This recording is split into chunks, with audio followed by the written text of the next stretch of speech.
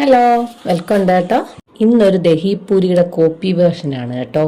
അങ്ങനെ ഞാൻ എന്താ പറഞ്ഞെന്ന് പോകെ പോകെ നിങ്ങൾക്ക് മനസ്സിലാവും. ഈ പാനിപ്പൂരി എന്ന് പറയുന്ന സംഭവം എനിക്ക് അത്ര ഇഷ്ടമല്ല. അങ്ങനെ എനിക്ക് ഒരു തവണ ഞാൻ ദഹിപൂരി വാങ്ങിച്ചു കഴിച്ചപ്പോൾ എനിക്കത് നന്നായിട്ട് ഇഷ്ടപ്പെടുകയും ചെയ്തു. ഞാൻ ഇഷ്ടപ്പെടുന്ന എന്തോ അതിനായിട്ട് നല്ല സിമിലാരിറ്റി. അങ്ങനെ എനിക്ക് തോന്നിയ ഒരു ആശയമാണ് നമ്മുടെ യോഗട്ട്. എനിക്ക് സത്യത്തിൽ ദഹിപൂരി കഴിച്ചപ്പോൾ എനിക്ക് തോന്നിയതും ആ യോഗട്ടിന്റെ ആ ഒരു ഇതായിട്ടാണ് എനിക്ക് തോന്നിയത്.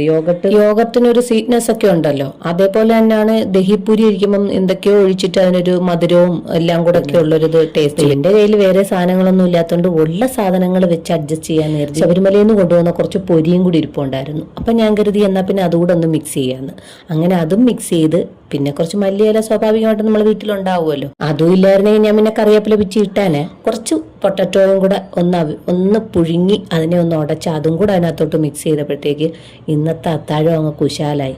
പിന്നെ ഞങ്ങളൊരു കൂട്ടയടി അവിടെ അങ്ങ് നടന്നു. ഇതിന് നമ്മൾ ദഹിപൂരി എന്നും അല്ല വിളിക്കേണ്ടത്, ഇന്ന് ആകെ മെസ്സിപ്പൂരി എന്നാണ് വിളിക്കേണ്ടത്. ആകെ മൊത്തം അവിടെ കൊളവായെന്ന് പറഞ്ഞാൽ മതിയല്ലോ. എന്തോ ഒരു സാധനം എന്നൊക്കെ പറഞ്ഞ് ഞാൻ അങ്ങനെ ലഘൂകരിക്കാൻ ഒരു കാരണവും കൂടെ ഉണ്ട് കേട്ടോ. എനിക്ക് ഈ സാധനം അത്ര പിടുത്തമുള്ള സാധനമല്ല. എന്ന് പറഞ്ഞാൽ പാനിപ്പൂരി അത്ര എനിക്ക് പിടുത്തമല്ല. അതുകൊണ്ട് തന്നെ ഞാൻ ഇതുവരെ അത് പരീക്ഷിക്കാനും നിന്നിട്ടില്ല.